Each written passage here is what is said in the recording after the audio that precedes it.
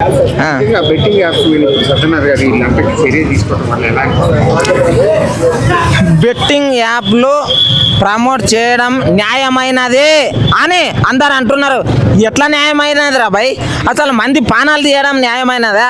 అసలు మీరు ప్రమోట్ చేసే విధానం చాలా తప్పురా భయ్. ఎందుకు ప్రమోట్ చేస్తున్నారు? అసలు మేము చూసిండ్రా ఎంత కష్టపడి వీడియోలు చేస్తే దిక్కు దిగది. అటువంటిది అరే పానాలు తీస్తున్నారు రా నాయన. బెట్టింగ్ యాప్లు ఎవరిని చెక్ చేస్తున్నారు? కోట్లు కోట్లు ఎవరి కోసం పెడుతున్నారు? అవే పైసలు తీసుకొని 10 మందికి హెల్ప్ చేస్తున్నారా? లేదు. అరే దుబాయ్లు దెంగేతాం, లేకపోతే ఆడుకోదాం ఈడుకోదాం అవే ఉన్నాయి. కానీ అరే మీకు లక్షలు ఫాలోవర్స్ ఉన్నప్పుడు మీరు వాళ్ళు బతకడానికి మాకు ఇంతమంది ఫాలోవర్స్ ఉన్నారు, వాళ్ళు మా నుంచి ఏదో ఒకటి నేర్చుకోవాలి అని చెప్పి ఏం నేర్పిస్తున్నారు మీరు? గేమ్లా వాళ్ళ అప్పులలో వాడి చచ్చిపోతే మీకు వచ్చిన డబ్బులతోటి మీరు ఆరాం పడతారా? ఏమిది పైసలు అనేది నోట్ల కట్టాలకి విలువ లేదు, ఇజ్జత్ లేదు. ఇట్లా పట్టుకొని ఇట్లా చూపిస్తారు. అవతల రైతులు తెలుసా పైసలకి ఇట్లా ఒక 10,000 ఇట్లా దొరికినాయంటే అమ్మ తల్లి లక్ష్మీదేవి అని ఇట్లా మొక్కుతారు.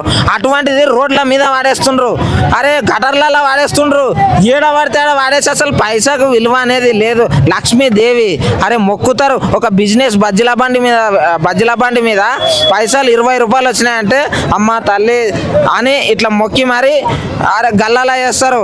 అటువంటిది పైసాకు ఇజ్జత్ లేదు, పాడు లేదు. ఇంకోటి గేమ్ ఆడేటోళ్ళకు కూడా మీకు పూరా ఇజ్జత్ లేదు. ఎందుకు ఆడతారువా? అరే పైసలు వస్తాయి అనగానే అంత పట్టణం వస్తాయి అనుకున్నారా? వాళ్ళకంటే పార్ట్నర్షిప్లు ఉంటాయి. వాళ్ళకు ఒక యాప్ని ఇంత చేస్తే ఇంత ఇస్తాం అనేది ఉంటుంది. మీకేముంటుంది చెప్పు? ఎందుకు ఆడుతున్నారు చెప్పు? అమ్మ నాయన చెప్పింది జరా ఎన్నోరే. అసలు అమ్మ నాయన మీకోసం కష్టపడితే మీకు తెచ్చిన పైసలు తీసుకొని బెట్టింగ్ యాప్లలో పెడుతున్నారు. ఎందుకు చెప్పు? వేయండి సార్ అందరిని లోపల. ఇప్పుడు ఏదైతే ఉందో సండే